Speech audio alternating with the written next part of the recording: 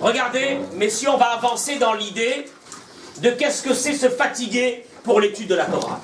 Le Midrash Tanchuma dans Parashat Noach, il dit Shekol mi she'ohev osher veta'anu.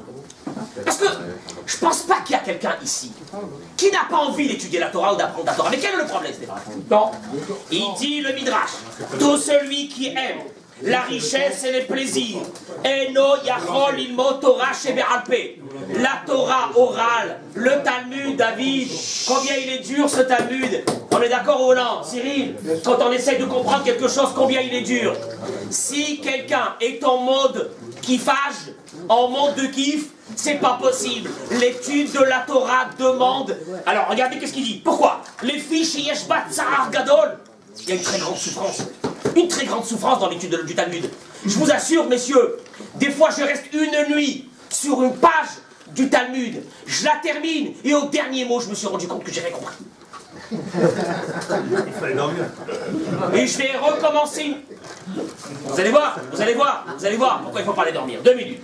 Les fichiers Eshbat Tsahar Gadol, il y a une grande souffrance. Venidut Shena. Et c'est vrai qu'on perd le sommeil. Veyesh mevale, il dit le Midrash. Umnabel atzmo aleha. Et il y a aussi que la personne, elle use son corps dans l'étude de la Torah. Ne pensez pas que c'est une partie de plaisir d'aller étudier la Torah. Franchement, c'est pas une partie de plaisir. Mais vous allez voir où ça nous amène, cette étude de la Torah. Et la Torah, Kadosh Baruch Hu nous dit Kadosh Baruch Hu, il nous demande, il nous supplie. De quoi? De faire des efforts dans l'étude de la Torah. On va d'abord essayer de comprendre qu'est-ce qui se passe. Pourquoi Dieu nous demande des efforts dans l'étude de la Torah? Je m'explique. Il y a des gens qui regardent une page, en 2 minutes, ils l'ont compris. Il y a une personne qui va se fatiguer pendant des heures. Est-ce que chez Akadosh Baruch Hu, c'est la même chose? Je peux expliquer la question.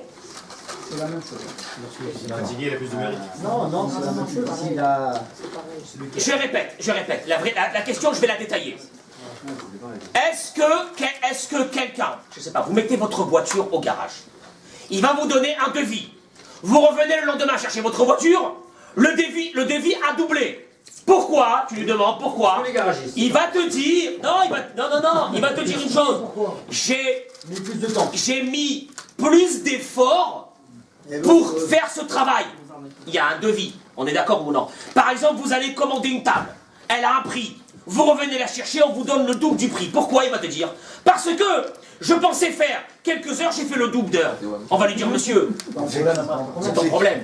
Est-ce que quand vous vendez un produit, vous mettez le barème sur l'effort, vous mettez le produit fini, on est d'accord pour vous, Stéphane? Tu vas me dire, j'ai galéré, et alors t'as galéré, on s'en fiche. Encore une fois, quelqu'un va faire des études, il va devenir médecin. Est-ce qu'il va avoir une note spécifique et spéciale parce que lui, pour devenir médecin, il a galéré? On dit, monsieur, nous, ce qui compte, c'est quoi? C'est les examens, t'as fait les examens, t'as validé, shalom al Israël. Dans la Torah, à la rigueur, c'est encore pire. Dans la Torah, quelqu'un va étudier une page de Gemara, il va se fatiguer, il va pas la comprendre, et Akadosh Baruch Hu lui dit quoi? Mais extraordinaire, il n'a rien fait. C'est comme si que, je sais pas moi, est-ce que dans ce monde, si on a quelque chose qu'on devait faire, et on l'a pas fait, tu viens, tu dis au type qui t'a commandé cette chose-là, Simon, bah vous devez me payer. Où est le produit? Ah bah j'ai pas pu le faire, mais je me suis fatigué. Certainement qu'on n'est pas payé pour l'effort. Il dit sur ça, le Chafetz Chaim, c'est ce qui est marqué dans la prière de Rabbi Nechunia ben Akana. Anu amelim vehem amelim. On dit dans la prière, eux ils se fatiguent, les goïms ils se fatiguent, et nous on se fatigue. Nous on se fatigue, et on a une récompense. Eux ils se fatiguent, et ils n'ont pas de récompense. Et c'est faux. Eux aussi se fatiguent, ils ont des récompenses, ça veut dire quoi? Mais eux, la récompense c'est pas sur la fatigue, la récompense c'est sur le produit fini. Chez nous, Akadosh Baruch Hu te demande pas, toi, de terminer le Talmud. Akadosh Baruch Hu te dit, si tu peux terminer, c'est très bien. Mais c'est pas ça le but. Le but, c'est de t'asseoir et de faire des efforts et d'étudier. Mais ça sert à quoi? J'ai une tête, je comprends pas grand-chose. Le problème, c'est pas la quantité. Le problème, c'est le temps que tu vas t'asseoir et faire des efforts pour essayer de comprendre. Et c'est sur ça la bracha. C'est un concept qui n'a rien à voir avec ce qu'on connaît dans le monde. On est bien d'accord? Chez nous, on ne paye pas l'effort. L'effort ne se paye pas, hein? L'effort ne se paye pas. Nous, on est là à détailler et à voir le produit fini. C'est ce qui nous intéresse. Que toi, tu as galéré pendant 10 jours ou 50 jours pour me faire le produit, c'est pas mon problème. On est bien d'accord. Bien sûr, ça aussi, ça aussi. Très bien.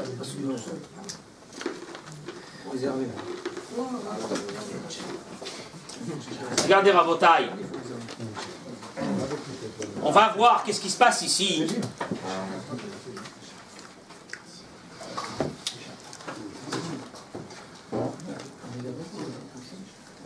Le Gaon de Vina, écoutez messieurs, le Gaon de Vina sur Shirachirim, dans Shirachirim on connaît tous Eshet Haïl, Mimsa, il dit le Gaon de Vina, tout le Eshet Haïl, nous on le fait pour nos femmes, c'est bien, mais lui il dit que tout ce Eshet Haïl est le symbole de la Torah, et il dit que le mot Eshet, c'est la Torah. Haïl, Het, Yud Lamed, c'est les 48 degrés qu'on va aborder tout à l'heure, pour voir comment on peut arriver à acquérir la Torah. Et à la fin il dit, c'est quoi le Hem Atzlut? Il dit le Gaon de Vina.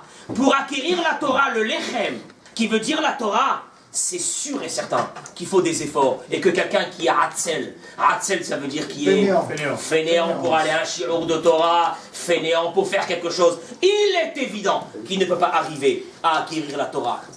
D'ailleurs, nous on connaît tous le Imen dans la Mishnah. Imen Kemach, ça veut dire quoi? Pas de farine. Pas de blé. Pas de farine. Si tu travailles pas, tu n'as pas de Torah. Ah bon? Ouais. Bon bah ça c'est banal hein. Si t'as pas de quoi manger, tu ne peux pas étudier la Torah. Pas besoin d'une Mishnah. Il dit le Gaon de Vina Imen Kemach. S'il n'y a pas de farine, si tu te mous pas comme un grain de blé, Imen Kemach, en Torah. Jamais tu pourras acquérir la Torah. La bracha de la Torah, elle ne peut venir que sur une chose, c'est que tu fasses des efforts. S'il n'y a pas d'efforts, il n'y a pas d'étude de Torah. C'est ça, Imen Kemach en Torah, il dit le Gaon de Vina. C'est impossible d'arriver à ça. Et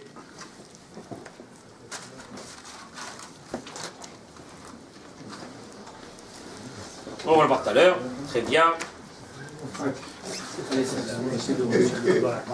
Comment? On va voir à Montagne, mais bien sûr, certainement.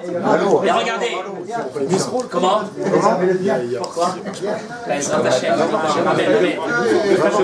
Rabotaï, je vous demande de me suivre dans une idée extraordinaire. Vous allez voir où on va arriver à la fin de ce cours. Qui c'est qui lit un peu des fois Pirkei Avot? Les Mishnayot. Perek Vav. Perek Vav. Bientôt. Je crois que c'est Perek Vav, c'est la semaine, l'avant-dernière. Encore une semaine. La Mishnah est dit. Gedola Torah Yoter Minat. Écoutez bien ces mots, c'est terrible.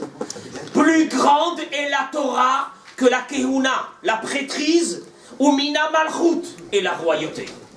Pourquoi la Mishnah est dit chez Malchut, parce que la royauté, Niklet Beshloshim Ma'alot. La royauté, pour l'acquérir, il faut 30 Ma'alot. 30 degrés. Écoutez bien ce que vous dites, hein. 30 degrés. Ça, c'est la royauté. On n'est pas loin des 30 degrés. Vekeuna et la prêtrise, Be'esrim Ve'arba. 24 degrés. Il faut 24 degrés pour acquérir quoi? La Keuna. Ve'a Torah, Niknet, Be'arbaim, Ve'shmone, Devarim. Et la Torah est achetée, elle est acquise avec 48. C'est pas marqué degrés, hein. C'est marqué chose. Je répète, écoutez bien ce qu'a dit la Mishnah. Messieurs, c'est très très important, je vous en prie, écoutez bien. La Mishnah est dit, la Torah est plus grande que la royauté et que Kohen.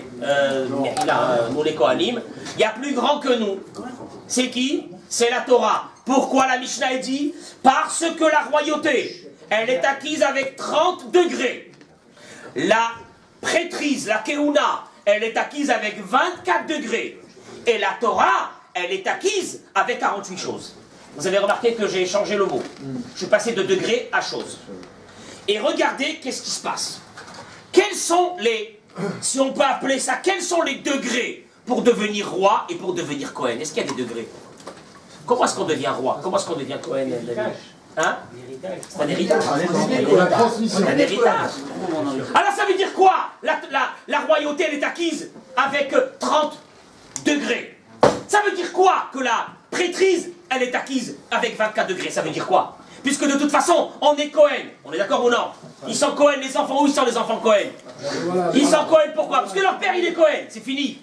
Un roi d'Israël, il transmet sa royauté à qui? À son fils. David Amelech, il a transmis à qui? À Shlomo. Et c'est comme ça toute la royauté. Alors c'est quoi cette Mishnah? Que un roi, il acquiert son statut de roi avec quoi? Avec 30 degrés, ça veut dire quoi? C'est une Mishnah, on est d'accord ou non? C'est une Mishnah. Non mais, il a besoin de franchir des étapes. Il est roi parce que son père est roi. Un Kohen a besoin de franchir des étapes. Alors qu'est-ce que dit la Mishnah ici? Ah non, pour mériter en fait son titre. Oh non, mais il a... Non, moi je suis Cohen, je mérite rien du tout. Parce que mon père il est Cohen. Non, on est Cohen. On est Cohen de facto. C'est pas vrai, on est Cohen de facto. C'est pas vrai. On est roi de tout, naturellement, de père en fils. Ça veut dire quoi? Qu'est-ce que la Mishnah est en train de dire ici? Eh bien, regardez, Rabotai. Il est évident que quand la Mishnah, elle ne parle pas de degrés pour arriver. La Mishnah, elle parle simplement de privilèges. Ça change complètement la donne. Je répète maintenant. Un Kohen, il a 30 privilèges. Merci pour lui. Pardon, un roi. Un roi, il a 30. Un Kohen, il a 24. C'est quoi les 24? Juste pour vous dire, il y a le rachat du premier-né, il y a les troumot, les maasrot, les korbanot, des parties qu'on va manger. On va manger de la viande une tonne, hein, il faut se préparer. Autant du Beth-Amikdash. On a des privilèges, ils sont à nous. On est d'accord ou non? Le roi, il a des privilèges qui sont à lui. Par exemple, quoi, le roi? Alors, il y avait des lois extrêmement importantes chez le roi. Interdiction de monter sur son cheval, interdiction de prendre le sceau royal, interdiction, le caveau du roi. Il a, la Gemara, elle ramène, pas la Mishnah ici, la Gemara ramène les privilèges. Mais alors, la vraie question qui se pose, tout de suite après, la Mishnah, elle continue, elle dit, Ve'a Torah, et la Torah, niknet be'arba'im ve'shmonet dvarim. Et la Torah, elle est acquise avec quoi? Là, c'est des privilèges. Non, des choses. C'est des privilèges? Non. Les qualités. C'est des cas? Là, vous voyez bien qu'on n'a pas parlé de Mahalot, de privilèges. On a parlé de quoi? De Devarim, de choses. Simon, c'est quoi les choses? Vous voulez savoir c'est quoi les choses? Les beaux privilèges de ceux qui étudient la Torah. Elle nous dit la Torah, avec l'oreille attentive, une bonne élocution, l'approfondissement, la vénération, la crainte, la modestie, la joie. Ah ouais, quelqu'un qui est triste, c'est difficile. L'analyse méticuleuse, avec les compagnons d'études, la réduction de sommeil, pas dormir beaucoup, se lever à la prière le matin, la réduction du bavardage, la réduction des plaisirs, la réduction du rire, la patience, le bon cœur, l'acceptation des souffrances. Tout ça pour étudier la Torah. Donc c'est quoi? C'est des privilèges ou c'est quoi? C'est pas des privilèges, c'est quoi? C'est des obligations. Alors pourquoi le Kohen, que lui, Cyril, qu'est-ce qu'il a? Des privilèges. Le roi, il a quoi? Des privilèges. On l'a mis dans la même Mishnah avec qui? Avec les obligations de celui qui étudie la Torah. Pourquoi, je répète la question, pourquoi le Tana de la Mishnah, quand il a voulu nous parler du roi et du Kohen, il les a mis ensemble. Mais celui qui étudie la Torah, Simon, c'est pas des privilèges qu'on a, c'est des souffrances pour acquérir la Torah. Et qu'est-ce qu'ils ont été mis ensemble? Oui. Élément de réponse.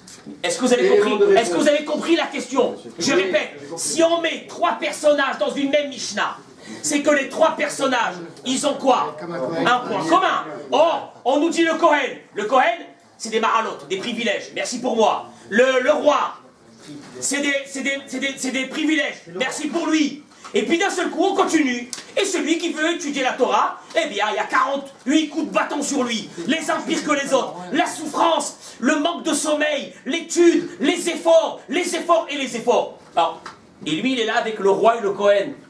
Dans la même Mishnah, avec le roi et le Kohen, on nous a mis celui qui étudie la Torah. Mais celui qui étudie la Torah, il bave. Quoi? Qu'est-ce qu'il a? Il a un chapeau? Il a une couronne? Celui qui passe les 48 Dvarim pour étudier la Torah, il devient comme un roi, comme un Kohen. Il s'élève à leur niveau. Au-dessus. Oui, puisqu'il est de moins de 40. Si les Kohen étudient la Torah, Il y a eu les 5 000 euros. Il y a eu les 5 000 euros de l'eau. Il n'a pas mis les manches. Il lui manque un numéro. Il lui manque Il n'a pas les manches. Il manque les manches. C'est la couleur qui compte. Rabotaï, écoutez bien. Amos, il a commencé à nous dire quelque chose d'extraordinaire. C'est les manches. Ça y est, ça y est. Il s'est fait le kiff. Il s'est fait le kiff d'aujourd'hui, Baruch Hashem. Voilà, ça y est. Rabotaï, écoutez bien. Cyril, écoutez bien le point commun. Un Cohen et Cohen tout entier. Pourquoi? Parce que son père, il est quoi? Il est Cohen. Un roi, il est roi tout entier. Pourquoi? Parce que son père est roi. Et celui qui étudie la Torah et qui apprend la Torah selon les efforts qui ont été demandés, il devient lui-même un morceau de Torah. Et c'est sur ça que la Gemara dit, qu'est-ce qu'ils étaient bêtes les gens de Bavel, qui se levaient devant un Sefer Torah quand il passait, et il se levait pas devant un Tamid Hacham, que lui aussi, son corps est devenu un morceau de Torah. À Botaï, on arrive à un nouveau concept. Celui qui se fatigue dans l'étude de la Torah, nous allons le voir, il y a une modification qui se fait dans son corps. Et c'est pour ça que la Gemara dit, comment c'est possible de ne pas se lever devant un rave qui a passé des dizaines d'années dans l'étude de la Torah, sans s'arrêter un instant, en se brisant son corps, et de ne pas profiter de rien de la vie? Comment tu peux ne pas te lever devant lui, alors que son corps est devenu un Sefer Torah? C'est ce qu'a dit la Gemara. Ils sont fous les gens de Bavel à l'époque, qui se levaient pas devant Tamid Hacham, ils se lèvent devant un Sefer Torah. Mais t'as un Sefer Torah qui marche. Lève-toi devant lui. Rabotaï, voilà le point commun. Un Kohen, il est Kohen dans sa chair. Un roi, il est roi dans sa chair, parce que son père était roi. Et quelqu'un qui se fatigue dans l'étude de la Torah, il devient quoi? Un morceau de Torah. Regardez la dimension qu'un être humain, messieurs, peut arriver. Et regardez où ça nous amène, parce que je pense que c'est ça la chose la plus importante qu'on doit voir ce soir. Comment? Je sais pas. Peut-être qu'il y a eu, je sais pas, je connais pas l'histoire de tous les rois. Certainement, je pense pas parce que les rois étaient de la famille de David.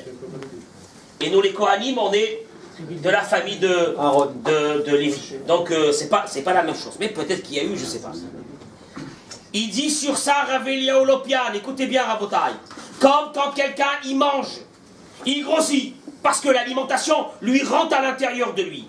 Quelqu'un qui étudie la Torah et qui fait des efforts, la Torah elle rentre à l'intérieur de lui et elle fait partie de lui. Regardez qu'est-ce que nous dit, je voudrais aborder avec vous parce que c'est très très très important. Et là on va comprendre c'est quoi faire des efforts dans l'étude de la Torah. Vient le Smag. Le Smag, c'est un Rishon. Il a écrit un livre sur le Maïmonide. Et il dit le Smag la chose suivante. Il dit comme ça. Hamalachim, écoutez bien Rabotai parce que c'est extrêmement important, je pense, pour chacun parmi nous ici. Les anges, il commence comme ça, il dit, les anges. Yesh lahem da'at, la ravodet bo'am.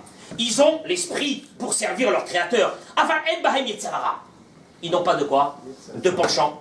De mauvais penchant. De mauvais penchant. Habehemot, les animaux, ce qui est plus bas. Ils ont un mauvais penchant, mais ils n'ont pas de cerveau, ils n'ont rien pour servir leur créateur. Il dit, Chachav yotzerakol, il dit le Smag.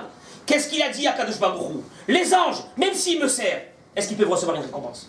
Non. Pourquoi? Parce qu'ils n'ont pas de Yetzerara. Les animaux, s'ils font du mal, est-ce que je vais les punir? Non. Pourquoi? Parce qu'ils n'ont pas de Da'at. Il dit à Kadosh Baruch Hu, Ma'asa Kadosh Baruch Hu, il dit le Smag, qu'est-ce qu'il a fait Dieu? Chiber et Gufa Malach im Gufa Behema. Il a associé ensemble l'ange et l'animal. Et il a créé qui? L'homme. Et il dit, c'est pour cela, qui Bessara Adam, Bessar Behema, la chair d'un être humain, c'est la chair d'un animal. Il mange, il boit, et il fait tout ce qu'un animal. Il fait, Venatam Botsada Elyonim et Neshama. On a tous, messieurs, ici, une Neshama, une âme. C'est la partie d'ange qu'Akadosh Baruch Hu a mis sur nous. Comme il est écrit, Kiner Hashem Nishmat Adam. Velefi She'amal Ach Ve'abehema. Effectivement, malheureusement, l'ange et la bête ne font pas un bon ménage. C'est pour cela que dans l'être humain, il y a des guerres qui vont se passer toute sa vie. Parce que la chair de la bête qui est à l'intérieur du corps de l'homme, et qu'est-ce qu'elle veut? les kiffs de ce monde, les kiffs de ce monde, les kiffs de ce monde. Veilo aneshama shebetocho, alors que la neshama qui est à l'intérieur de lui, le malach, lui qu'est-ce qu'il veut? Qu'est-ce qu'on a envie tous? Il y a des moments dans la vie, qu'est-ce qu'on a envie? On a envie de s'arrêter, d'être spirituel, d'être avec Akadosh Baruch Hu, c'est ce qu'on a envie. Il y a cette guerre entre les deux. Et il dit, alors qu'une chose, c'est très important Simon, quand un homme il mange, il boit, s'il le fait pour le service de Dieu, alors même ce qu'il a mangé et même ce qu'il a bu fait partie du service de Dieu, parce qu'il le fait pour avoir la force pour aller étudier. Et il dit, et quand est-ce qu'on sait si on a gagné ou on a perdu? Le'achar moto, au moment de la mort de l'homme, Marim lo kol ma'asav, c'est pas moi qui le dis, hein, c'est le Smak qui le dit, c'est un des Rishon, c'est un des plus grands temps du Maïmonide. Il dit, on lui montre ses actions qui ont été écrites dans le livre. Si tout ce qu'il a fait, même de manger, et de boire, et de dormir, et de se reposer, et de kiffer un peu, a été fait pour un but, avoir de la force pour aller servir à Kadosh Baruch Hu. Donc, il a gagné son combat. Ve'im chas vechalila. Et sinon, que le Yetzer Hara a gagné parce qu'il a été pris complètement dans les plaisirs de la vie, alors là, il a perdu tout le combat de ce monde. Sur ça vient Rabbeinu Moshe Chaim Luzzatto. Et il dit, Yesh la Adam Guf Gashmi Veneshama Ruchanit. L'homme a un corps matériel et une âme spirituelle. Ve'anisionot, regardez l'épreuve de l'être humain dans ce monde, c'est quoi? Kama iske les aker et agouf. Combien il pourra purifier ce corps-là avec la neshama. Oh la éper, ou le contraire, à Dieu ne plaise, que le corps va abîmer complètement la neshama. Et en faisant des efforts dans l'étude de la Torah et l'accomplissement des mitzvot. Mais va-t-elle être kochot achumriot shebagouf? Il arrive à annuler, à affaiblir les forces de l'animal qui sont en